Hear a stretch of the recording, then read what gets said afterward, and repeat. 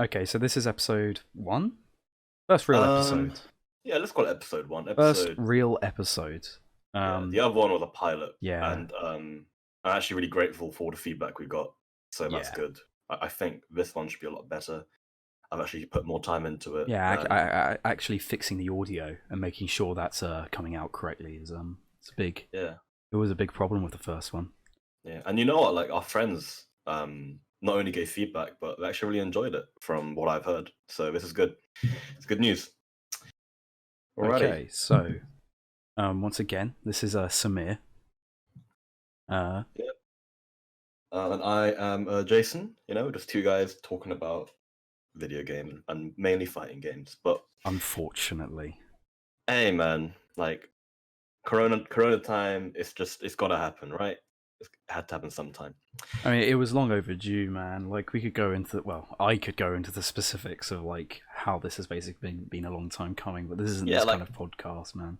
the whole idea of this was that you and I have these conversations like on the sofa or just on Discord all the time, and why not record it, right? Yeah, exactly. And you know, with this kind of thing, you just kind of have to keep yourself busy. And this is something to look forward to in the week. I mean, I don't particularly have a schedule right now, so this allows me to even do something and have something to look Yeah. forward to in the week. I mean, it's either garden exercise or talk about fighting games, and I think we all know what we choose. But yeah, enough of the preamble. Yeah, well, I mean, like, I think you could go first. Yeah. What have So you been up to this week, this last week? I'm not gonna lie to you, man. Like I had like a big rut with fighting games. Like I noticed that when we were running our sets the other day. yeah, I'm just in a big rut at the moment.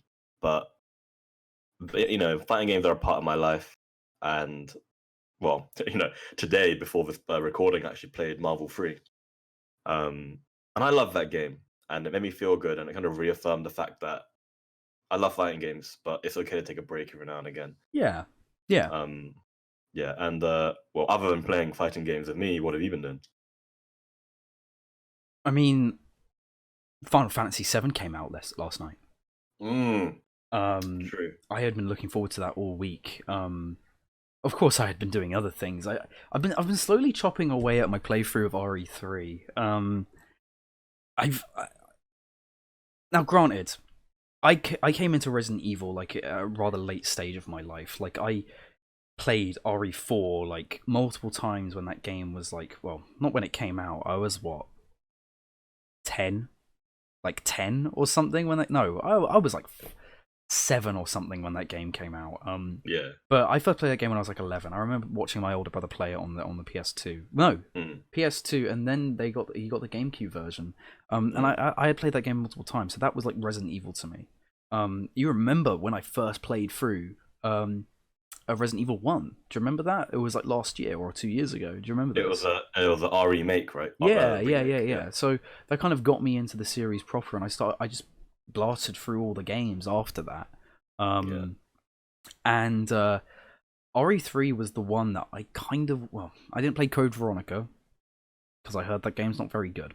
But RE3, it felt like, what if Majora's Mask wasn't good?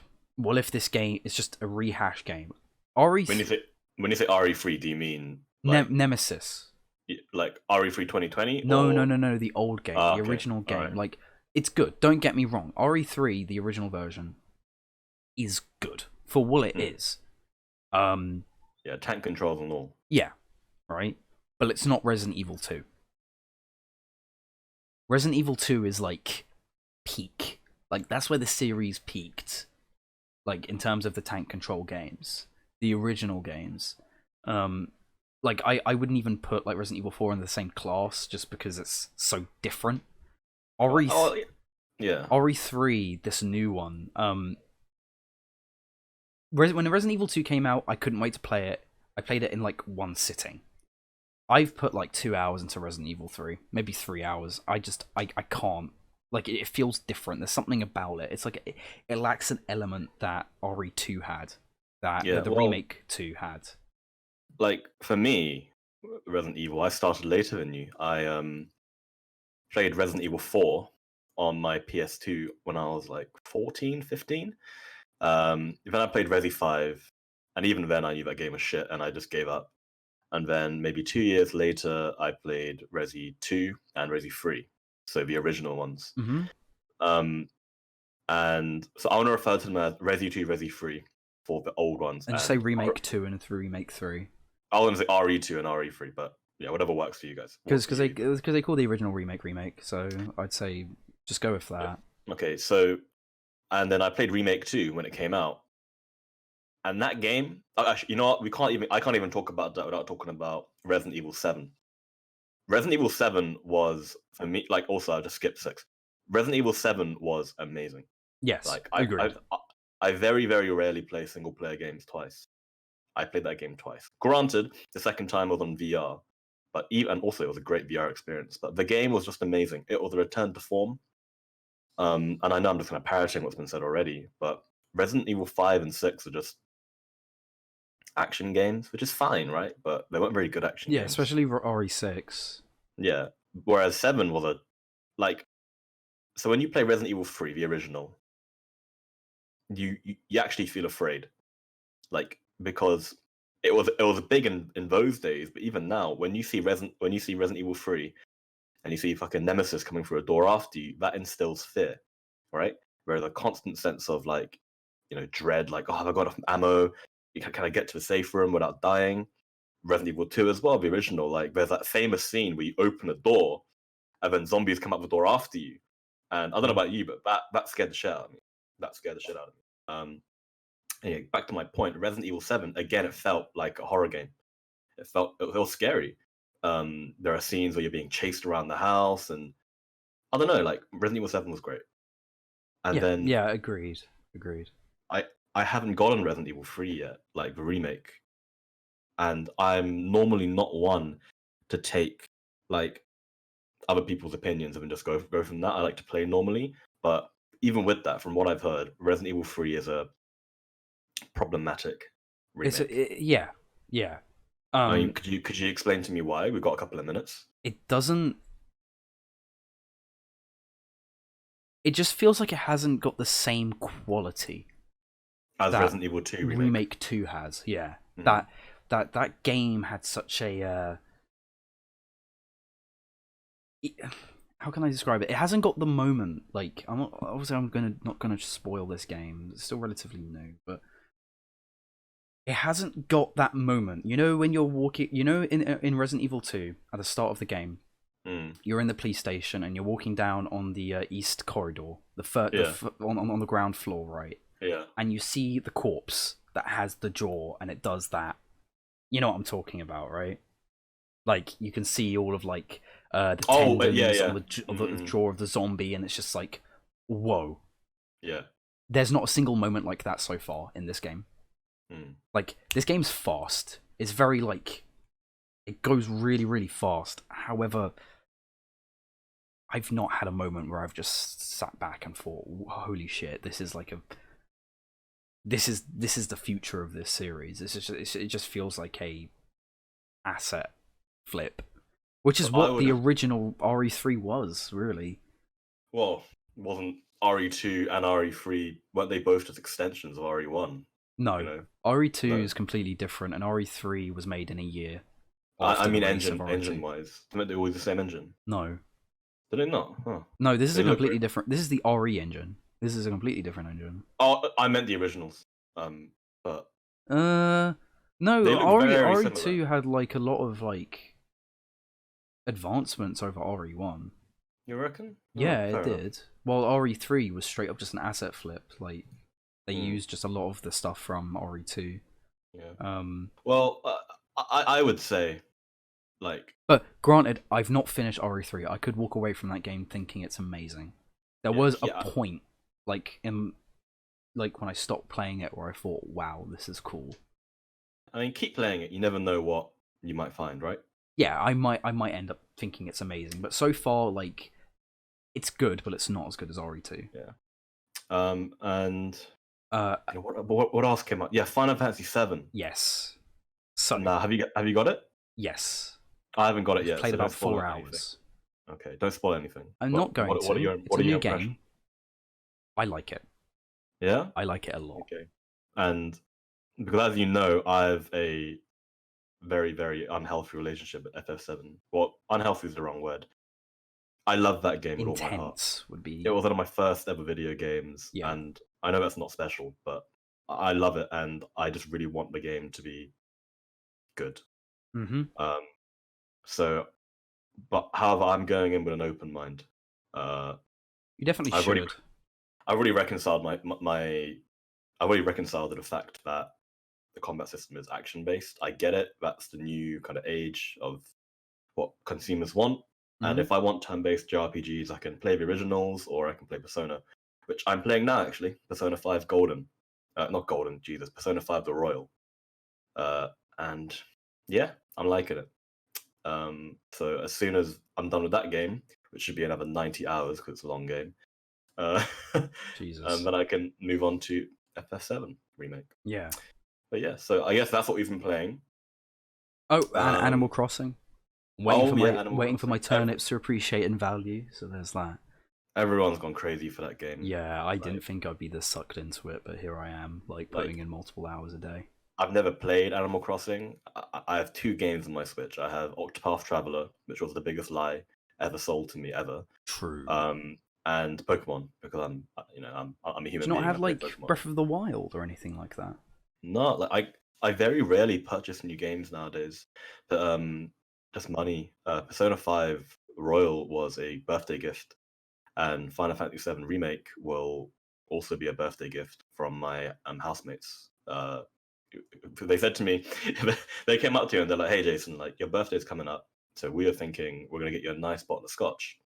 And I kind of said to them like, "Yeah, like don't Get me a video because game instead. it's not even that. I would have loved the scotch, but the scotch I would have asked for would have been like £70 plus, right? Maybe Ah, even more fair because enough. I mean it says a lot about me that whenever I go to Korea or when I come back from Korea, I'll use some of my travel money to buy £100 bottle of scotch. Right in the Um, duty free.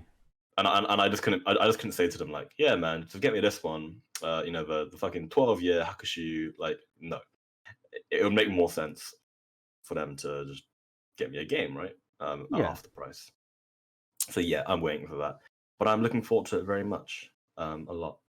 Um, so while I'm doing that, though, like I said, I've been in this rut with fighting games,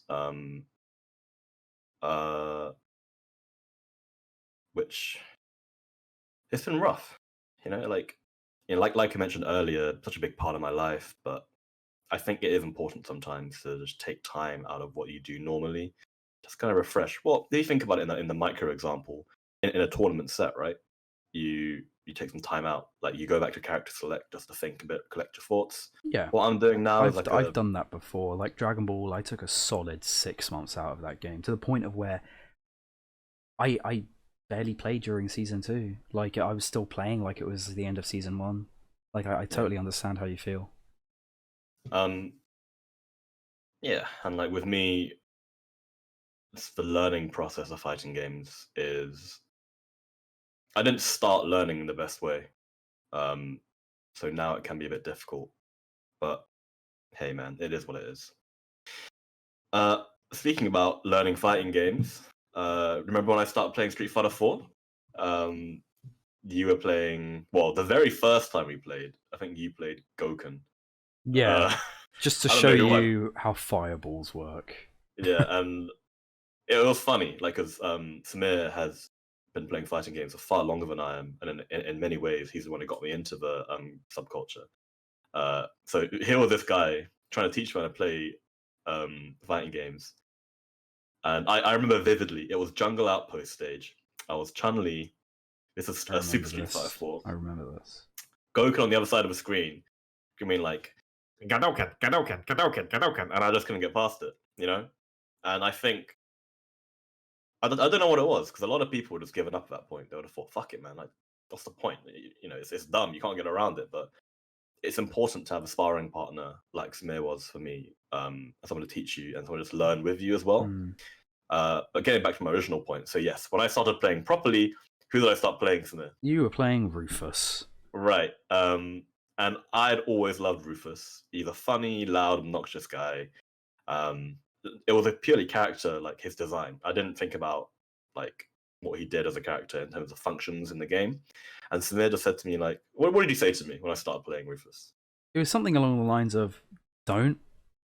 Yeah, like I think it pretty much like came down to, look, if you want to learn how to play the game, just pick a Shoto. Just pick a Shoto. And what did I do? What did I do then? You didn't. You just kept playing Rufus for like 5 years. Nah, man. So Oh, you picked Sakura. like You picked Sakura. like I didn't do this in like to troll him, but Sakura just happened to be another character I was interested in. So you sent me something really interesting last night because this popped up on Event Hubs. Yes, and we all know how much you love event hubs. Yeah, I love Event Hubs. Yeah, they're not that bad. They're okay. I was listening to They're their really not podcast. that bad. I think I was the listening to only their thing podcast that, a lot, but it just became too much about Street Fighter V, and I just thought, Yeah. I mean, it was a good podcast though, and I would say for Very me, good. I don't know about you, it was the foundation of why I wanted to do this in the first place. Yeah. So you sent me something really interesting last night where Justin Wong put out a new tier list for Street Fighter 4. Kind of become infamous for his tier lists. Having That guy's bonkers, some man. pretty questionable tastes. Man, it's batty. Let me open it up. Give me a sec. Let me open it up. Yeah, okay, I got it up on my screen now. So I kind of go like, okay, Elena S tier, that makes sense. Like Evil Ryu, Yeah. Akuma, and then the Capre, like what? So I'm just gonna Why? point out some people I feel just don't belong where they are. So I don't feel Abel is that good. No, he's not. If Rose is an A tier, Elena should be an A tier. Agreed. Rose is, I would argue, Rose is top 5. I'm a scrub, but even I don't think the Capri is that good. A at best, B at worst. Adon, I think, yeah, Adon is actually really, really good. He just suffers from the problem of he isn't as good as the best, right? El Fuerte, I don't know, man, because no, I do know. There's only one player who plays El Fuerte well, and that's Pepedai, right? Mm-hmm. And I feel like, again, this is me just talking from my experience. I don't feel like he's that good. I feel like Pepedai just came out of nowhere, and people were just scrambling to learn the tech. So I'll do it A tier, Colin. Then you can do When B. And, like yeah. I didn't really read the article. Where did he post this? Did he post this on his Twitter? Probably on his Twitter, yeah, or was it in a video? Oh, it's in his video. So yeah. Yeah. So just moving on from the A list. Ken should be an S, I think. Gen A, whatever. Yeah. Guy in A. So okay, what? Okay. We should, like, the problem is that it is a video, so we should have probably listened to this video. Sure, he would have explained it, wouldn't he? Yeah, he would have. He would have built the whole thing. Now this is a 25-minute video, so I'm not going to. I'll link it in the description. But the thing is with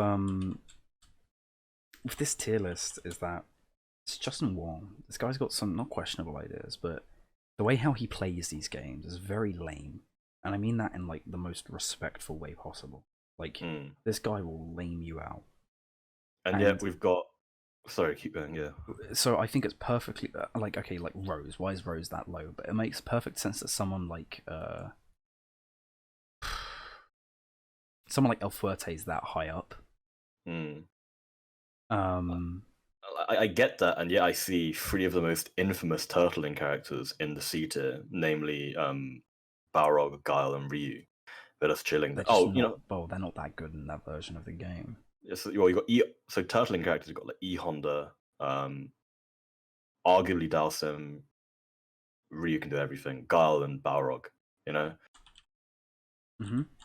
I think because there's a couple of different ways we could approach this. Because my initial thought was to say that it's an opinion, right? Yeah. Like, for example, you and I have had endless arguments over is Rose S tier or A tier. I think she's A tier. You think she's S tier, and like, doesn't really matter that much. You know, it's just a curio, isn't it? I think it It does, because it does influence the way how people play these games. Like I've always said this, I prefer matchup charts over tier lists. Mm. Because there's always going to be matchups where one character will always be preferred over another. But they'll have like a really hard counter. Like I have very little problems with this tier list. Like if you just moved the Capre lower, you moved Ken one up, if you moved Rose one up, and I think I would be happy for the most part. It's just that for whatever reason, he thinks the Capre is top 4. I don't know if this is ordered or not. Hopefully it's not ordered, but it probably is, considering it goes Iryu then Akuma, you know? I think Evil Ryu's better, because Evil Ryu's not reliant on Vortex like Akuma is. Well, Akuma's not reliant on it, but it's just another tool he has. It's another tool he has, while Evil Ryu is just, yeah, his better Ryu that does loads of damage. But you've got Ken, who is stupidly good, and he's that low. Like, does he unironically think that Ken is worse than Sakura or like Kami? Like, is this real? Like, I don't know. I would say in that particular row, Ken is arguably the best, and his only real competitors are Kami and Rose. Yeah, agreed. Yeah, Guy as well being that high, like, no. Well, what the fuck's Guy? Guy sucks. He sucks. Mad respect for Mark Teddy, you know, like, don't know fucking, you know, Bushin Musorenges and fucking tournament settings, but even so, Guy sucks. Don't play him. Maybe put Abel up there because of the infamous Mentos incident, you know? Nah. Don't look to memes for your tier list. Come on. Fair enough. Nah. Yeah, we probably will have to watch this. This video. Like, this is just a little thing that we thought would be interesting to talk about, I think. Yeah. Most people are still making tier lists for this game. Yeah, I mean, for me, it's fun to make a tier list. Like, even if I don't share it with anyone. Like, I made one for Marvel 3 last night, and it's so I've kind of become obsessed with diagrams and charts and shit, and yeah, it's just nice to see. So my internal thoughts, like, as a picture. So if you look at my Marvel 3 tier list, you've got like 10 characters at the tippity top, 10 characters at the bottom, and then everyone else is clustered in the middle. And because you're not really thinking about like, who is this perfectly average character? Like, no, who's the best and who's the worst? Yeah, so like for me, when I look at my tier list, it shows me that my opinion of a game is there are like tippity top characters, crappy characters. I mean, you got like 60% of the characters are actually pretty well rounded and mid tier, and they just all like they're all just crammed into this mid tier, you know, positioning. Mm-hmm. And I like to think that if I played Marvel 2 and I made a similar tier list, like with what I knew, I'd see like 5 characters at the tippity top and then like 50 characters at the bottom and like 2 characters in the middle. Because the way that game's balancing, from what I can understand, works is you have top tier characters, everyone else, and then in the middle you've got characters that have really good assists, but that's all they're good for, like Trombone and Doctor Doom. And then it's a case of like, why would you run this character over somebody else who has good assist and also can function as a character by themselves? Yeah, you gotta have very specific character love, or you just have a certain setup, I guess. Yeah. So yeah, I mean, yeah, that was interesting. I strongly urge anyone to, you know, look at Justin Wong's tier list, because it is interesting to look at, and he's it's all the more like, you know, he's gonna have he has clout. It's not like this is some rando that we're pulling up. Like, this guy knows what he's talking about. It's all the more interesting, even though he doesn't know what he's talking about in regard to fast food tier lists and like his older tier lists on Event Hubs. So he actually has a column on Event Hubs. Hasn't been updated in like 5 years, but his old tier lists are actually pretty standard. Like, so the last tier list he made for Street Fighter 4 was for Arcade Edition, and that was a pretty standard tier list, I gotta say. As was his Marvel tier list. So for me, it's really interesting because those tier lists influenced me a lot when I was learning the games. So then seeing his new one for Ultra Street Fighter 4 and seeing it be so controversial, let's say, it's interesting for me. But yeah, give it a look. Let us know what you think in the comments. Yeah, yeah. Yeah. So Okay, so main topic, the big boy topic of today. Business practices in regard to how these companies are performing. So where do we even start with that? Where Should we do start we with Capcom? even start? I'd say let's do it in a chronological order, just to Okay, kind of so help understand where we're at. why don't we start the era at the end of Ultra Street Fighter 4's No, because there competitive needs to lifespan? be more context, dude. Like, fighting games with like bad business practices goes all the way back to the arcades. Think about how many versions Street Fighter 2 had. Now, obviously, it was a different time, and it was a different time where you can't download patches. Like, the internet isn't a thing.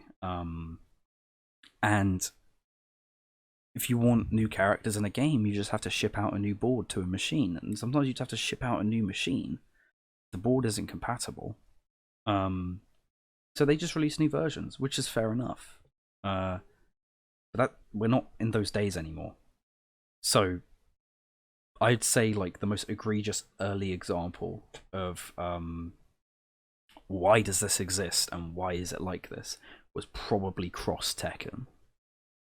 Now you could even extend this argument to like, why is Super Street Fighter 4 not an upgrade to just Street Fighter 4? Why, like, but that was what, in 2009, and I don't think they're... I don't know if you could have even done that with expansions on consoles back in the day, but who knows? But they did end up like, you can upgrade to Arcade Edition and then upgrade to Ultra. Like, they allowed that to happen, so that's not really that egregious. But Cross Tekken, half of the cost was DLC. On disc DLC. On disc DLC. I remember that Christmas. Like, I think it was either you or I think it was me. Did I buy it for both? Yeah, I bought it for both. You bought it for me as well. Yeah, it was a gift. Yeah. Yeah, and I was like, "Hey man, we can play this new." Because at the time it was new. Like, yeah, we can play this. Like, you love Tekken, I love. We both love Street Fighter. We can play it. And then all the issues there was like. So what affected us was the horrible netcode on PC. The netcode was bad. It was rollback, but it was bad. Like the earliest days of the game were like games for Windows Live as well. Yeah, there's that too. And then there was like timer scam. Like the game just the game a lot of the time ended up with timer scam because the damage scaling was a bit off, and the game just wasn't fast enough. All normals did the same amount of damage as well. Yeah. So all lights did the same amount of damage, all heavies, all mediums. It's like, well, hold up. So if I'm playing a Zangief, my crouching roundhouse is going to be the same as Ryu's. Yeah, or whatever. Where like, hold on, but I'm a character that I'm big. I'm a big body. Like, I need to be able to do more damage with my normals because I'm not as fast. But guess what? You're a bad character. I mean, and to be fair, they did. I don't know about the damage scaling. I think they did. They changed something. They did do an update. They did do a major update for that game. Yeah, they changed something, and it meant that timer scam was less of an issue. Yeah. But then we still had we had the on-disc DLC scandal, which we personally didn't suffer from. Then gems in the same game. Yeah, so gems. Why don't we talk about gems, because that actually fits in quite nicely to modern day microtransactions or whatever. So give us a context. Give us like the contextual background of gems. So like, gems were just like these little boosts that you get during the game, and they activate for whatever. Like, oh, I do like a Magic Series auto combo, and it can activate a gem. The problem is that you could buy them. Like, if you pre-order the game, you get a gem set. You can buy these gem sets on Xbox Live. Like if I'm sure if I go onto the Steam page, there's going to be gems there, and unless they stop them. But wait, is it even on Steam? Oh, it is. Did we take it off? Oh, it is.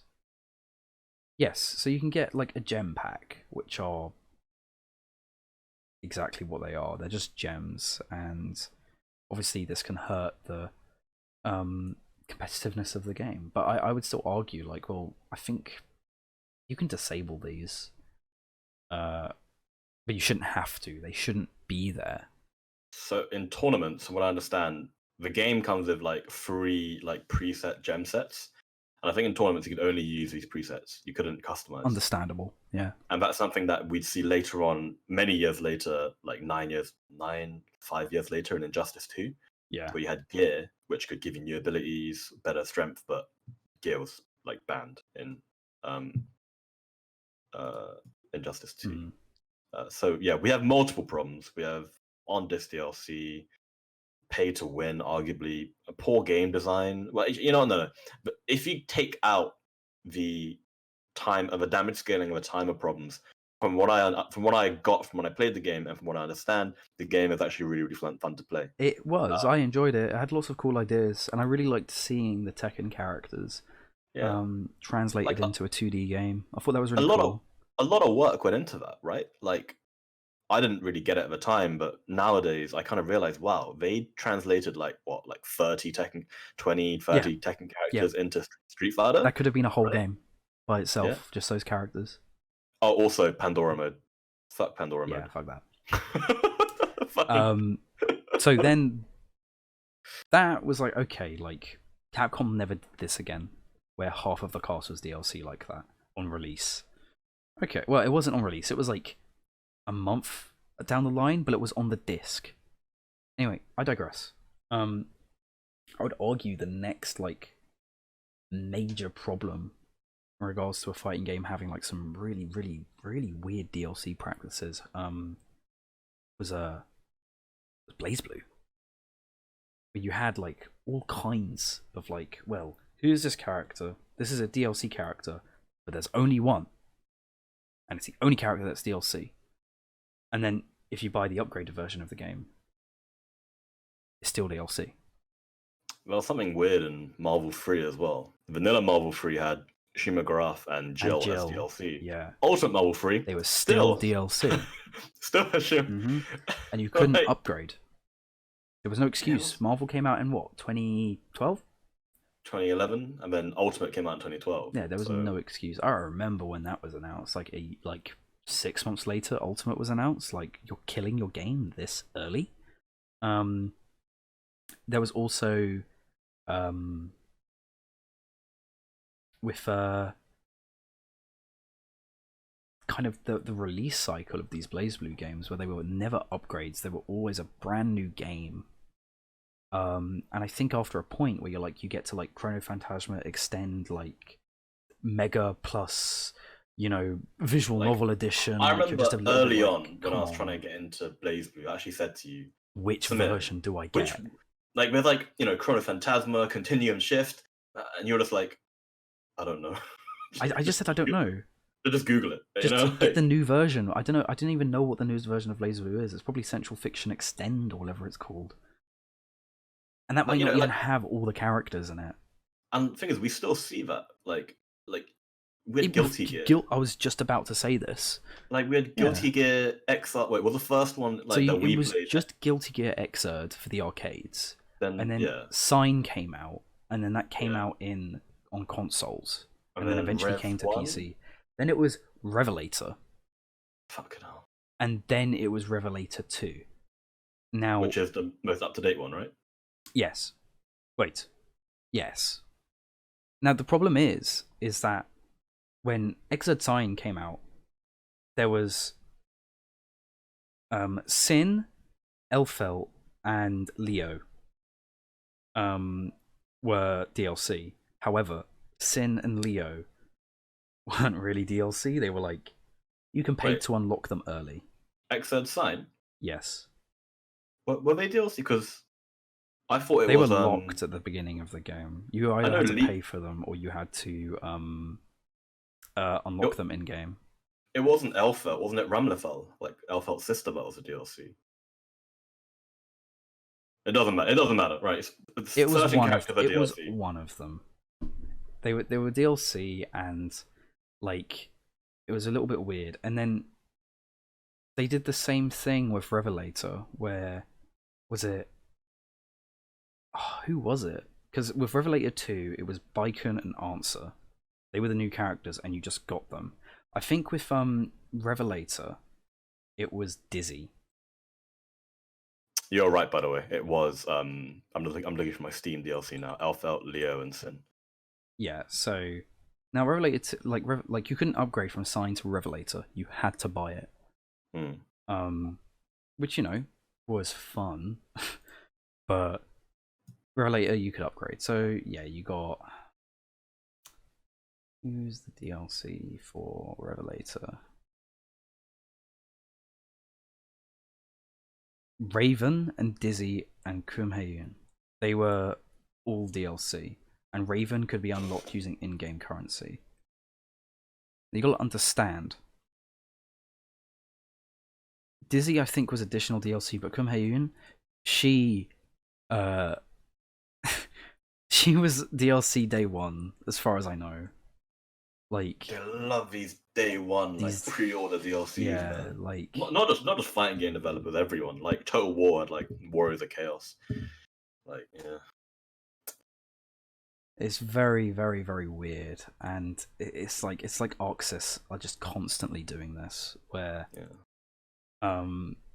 when Cross Tag was released, they did the same thing as Cross Tekken, where you have literally half the cost locked behind DLC. And that irritated me. Like, I can kind of excuse it in the sense that when it launched, the game here in the UK at the time was £30. Like it was a reduced price, and then the DLC was 30. So it brings it up to like a full price game. Why not just make it a full price game at that point?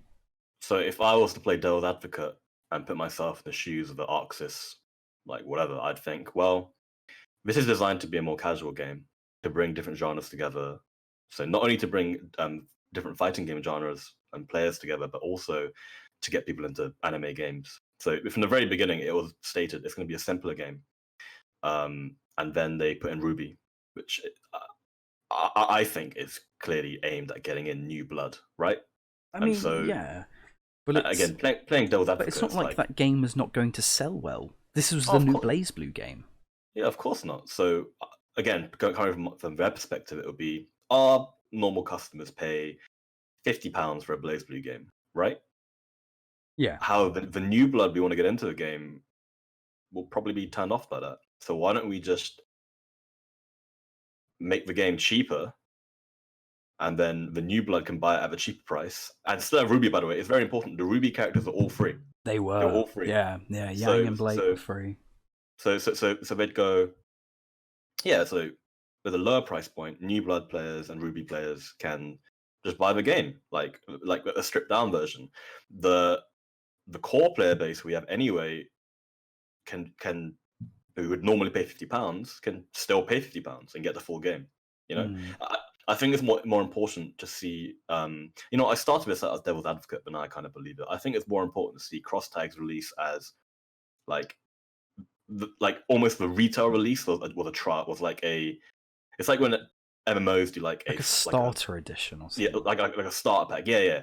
So BB Tag with a starter pack, and then all the DLC that you could buy from the beginning was like the full game, right? And I think that worked because, as you know, when I first started playing Tag, I went to our local arcade, Part of Gaming, and I played that. I played in not weekly, but I played casuals every week, and like there was one guy who was like, "Yeah, I don't play fighting games, but I saw Ruby in it, so I just bought it, and I like it now."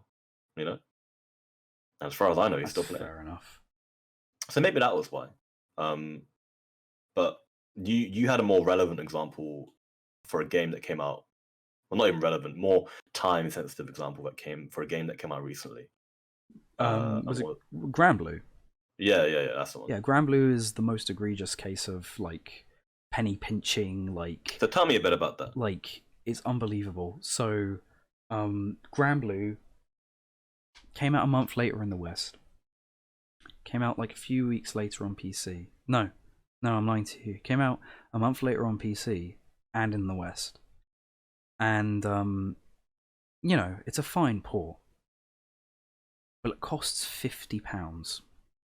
Now, I'm not of the opinion that if I buy a game, like, I'm looking to get a set amount of content from it. So like, you could use the argument, well, hours per penny or hours per pound or whatever, and you can like look at how much content you're gonna get out of this much money. Like for a fighting game, I'm not really looking for that. I don't really look for that in games anyway. I just buy the game and I play it. However, when Grand Blue launches with 11 characters, and then not like ages before the game comes out, like months, they announce a season pass with 5 characters, and you're charging like £30 for it. Like let me have a look. Like Yeah. like while you're doing that, yeah, £30 for this season pass. Here, the whole starter pack argument no longer holds any weight Because it's just a full price game, and then you have character pass 1, so it comes with it's already got 6 color sets, ranging from £2.49. No, sorry, ATP to £5.79. So if you wanted to buy all the DLC, that includes no. All the DLC will be about 45, right? And then the character pass separate from the game is 24. The fact that they released and these characters, they were in a state where they could have released them with the game, because the first DLC characters came out like 2 weeks after the game came out. I might be hyperbolic here, but no, I'm lying to you. They came out when the PC version came out. So the PC version launched, and the characters are not there.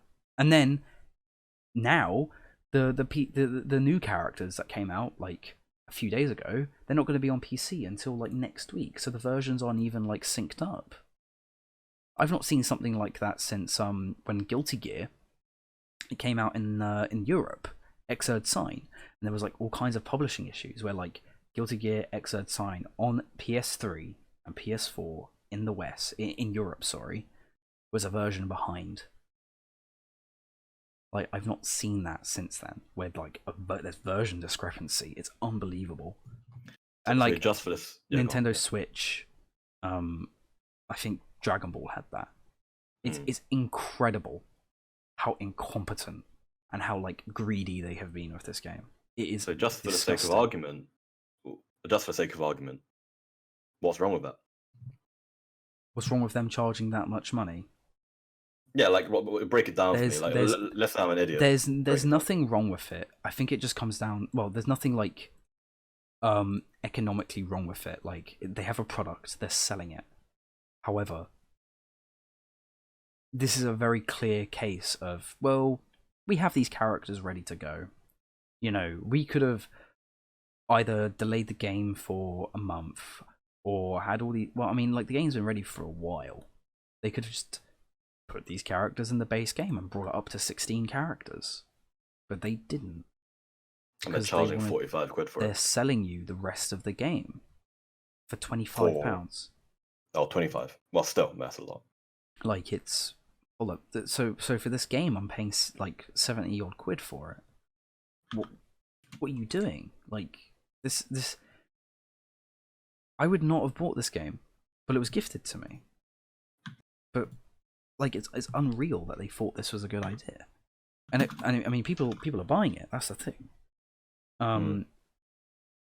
People were having an absolute mare over Street Fighter V launching with 16 characters. You do not have to buy a single character for Street Fighter V. You probably should, but you don't have to. They have released updated versions of that game, and if you still have an original copy of Street Fighter V, you can play that. You know me, I don't want to defend Capcom. I hate defending the fighting game division at Capcom. However, at no point during Street Fighter V's development and ongoing development did the monetization of that game in regards to the actual competitive nature of it change.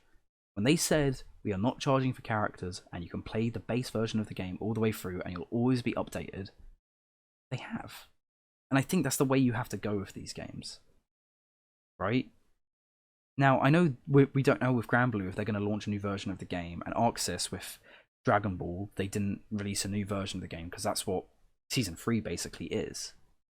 However, I would not put it past them to release like a Grand Blue Extend down the line, and then charge you for DLC again. So how are Grand Blue sales doing? I do not know. I know the game's been successful for all it is. Yeah. Um, Because the classic thing is to protest with your wallet, right? yes. And then we get into the deeper issue of if developers are still doing this shit, why are people still paying for it? And I guess one argument is it's Grand Blue, man. People love Grand Blue. People love Grand Blue. Yeah, people love this property. So yeah, going back to the Capcom example, Capcom can no longer get away with that shit. Like, like Street Fighter V had the whole uproar because of 16 characters, but also there was a prevailing pervading argument that yes, you don't have to pay for any characters, but if you actually want to unlock them, fight money is not a realistic way of getting them on time. They used to be. Yeah, and then they nerfed how much fight money. They nerfed it. So, I remember again, I bought Guile and Alex with fight money. Like you start wondering, and then you had the infamous example of well, actually, this is less to do with. Well, it still kind of counts. Marvel Infinite had like just weird, strange, a very strange release. But that's like if we don't talk about the release itself, but the DLC practices, we had like for a game like that where you're bringing two franchises together, you want the new content to be balanced for both franchises. Didn't they release them in like packs of 3? I think the DLC characters that I can remember were like Winter Soldier, like Black Panther. Winter Soldier, Black Panther, Venom, Monster Hunter. That's already 3 to 1. I'm trying to think who was the other DLC? It wasn't Gamora. Fuck it, I'll just Google it. Jesus Christ. Gamora was launch. Yeah, she was launched. She was good. She was very good. It would have definitely been another Capcom rep. So the DLC goes, we have Venom, Black Widow, and Winter Soldier. And then these are all costumes. Fuck's.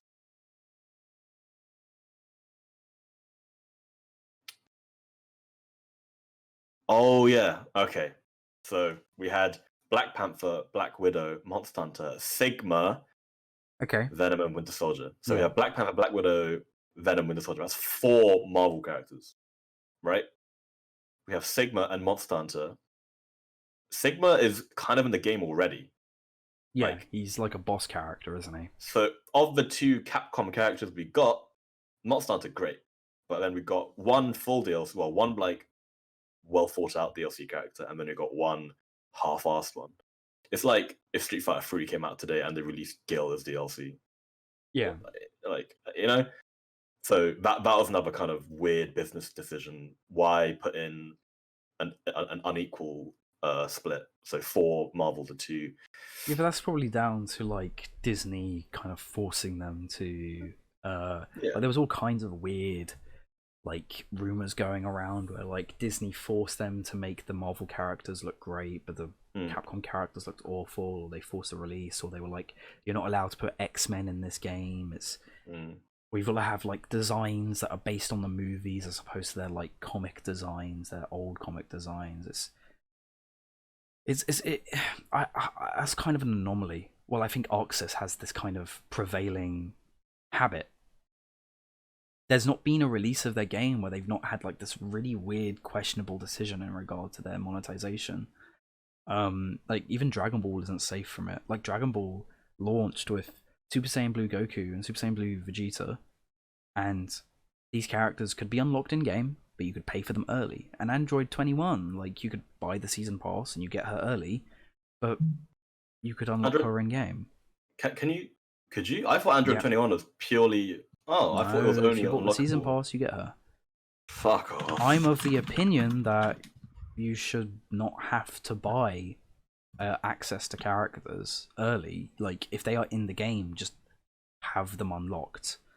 Like it's why I was very frustrated with Super Smash Bros. Ultimate, where people may like unlocking characters, but I don't. I hate it. I absolutely hated unlocking all those characters in Smash Ultimate. You should have just Mm. had them all unlocked from the start.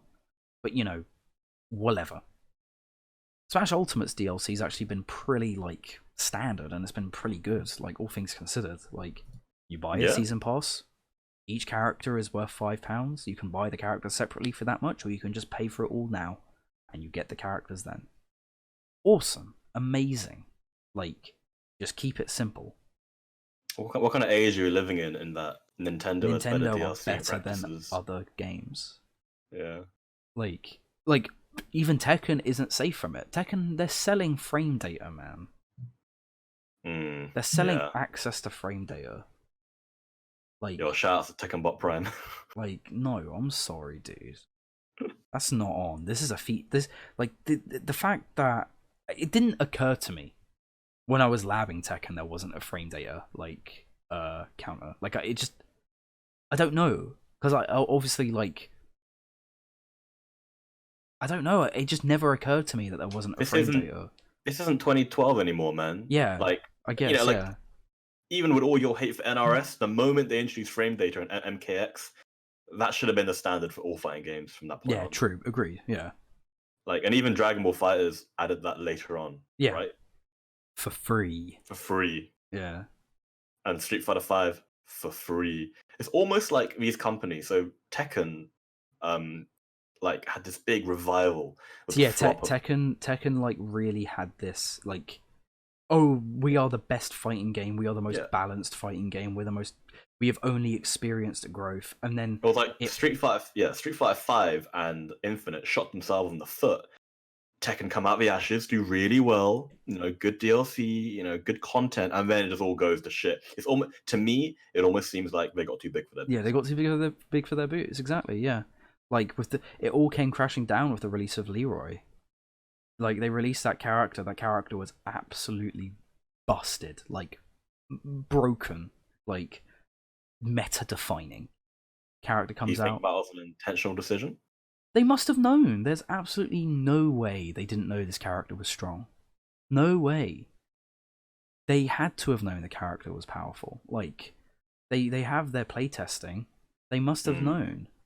But they did nerf him pretty fast, but even so, it wasn't enough. We've not had a tournament to really see if that character's strong, and they're making all kinds of weird decisions as well, like the Hell Sweep and the electric buffs that they did. Hey man, just block it. Just block it. If you know it's coming, just block it, innit? Like, oh my god, it's unbelievable. Right. So sad to see a game like that just become like that. However, it's not all bad news. Yeah, I was say Oxys, they listened and they're going to be introducing rollback into Strive. Like, amazing. We're going to have an Arc System Works game with good netcode?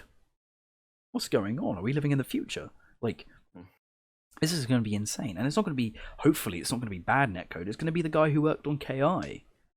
That game's got, like, the best netcode. Why are people just... Why aren't they using GGPU? I don't know. It's free as well. Well, I've said this before, but when a League of Legends fighting game comes out, in whatever form it is, they've got the Cannon brothers working on that. That'll be what forces every company to move over to rollback, or to some kind of actually good netcode. Because tournaments are just going to move online. Look at what's happening with the current crisis. Tournaments are moving online. So you kind of have to make sure that you've got a good framework to work with, so that if stuff like this does happen into the future, you can maneuver around it and it isn't an issue. Like MK, they've been running online tournaments for a while now. Every time I go onto my PS4, like there's a little notification there to say like, hey, there's an online tournament soon. Which is super weird, but I guess the netcode is good enough on MK11 or MKX or whatever to be able to play an online tournament. And I'd love to see that happen on a good fighting game. I see the bait. Like, just let me love. Let me love the games I love, man. Hey, listen, man. I love Scorpion punching over an invisible fence as much as the next guy. Drunkenly stumbling towards the other guy who's like crouch blocking with just his like palms. Just You waiting for know, Scorpion to do a down back circle, whatever, and teleport behind him. I love a To go game where you into a can. 50-50 mix up, but you know. I love a game where you can fucking close the distance with like fucking pressing 2 buttons, be on advantage with the game's comeback mechanic, hit confirm with one straight hit. Yeah, have like, you know, it's that was Dragon Ball and like. Wait, I thought you were advantage. talking about Injustice. No, you know, like just let people enjoy their games, man. No, man. Nobody can enjoy these games. These games suck. I hate all fighting games. Shit. Anyway, Well, there you have it, folks. there we have it. We've hit an hour. Smith hates video games. I absolutely despise video games, but I can't stop playing them. So yeah, like, I mean, this has kind of just been like a little discussion. Hopefully Granblue drops in price fairly quickly, and hopefully the next season pass, because that's definitely going to be another one. Hopefully it's not as egregious. And you know, Capcom, they've been doing okay. They've not been too crazy with their season passes. Yeah, they're just staying quiet now. Yeah, like, they're playing it safe. They're selling their Chun-Li costumes and they're just keeping it simple. Yeah, man. Everyone loves Chun-Li costumes. Yeah, man. We're gonna see Chun-Li wear a Red Bull shirt. Cool. Well, yeah, I guess we're an hour, right? Should we call it? Yeah, I'd say this is good. Yeah. All right. Well, as always, guys, thanks for listening. Yeah. I appreciate it. Thank you for listening. Any other feedback you guys have, just let us know, innit? Yeah. All right. Well, this is Jason. And Samir, whatever. All right. Signing off, guys. Thanks for listening. All right, thanks Peace. for listening.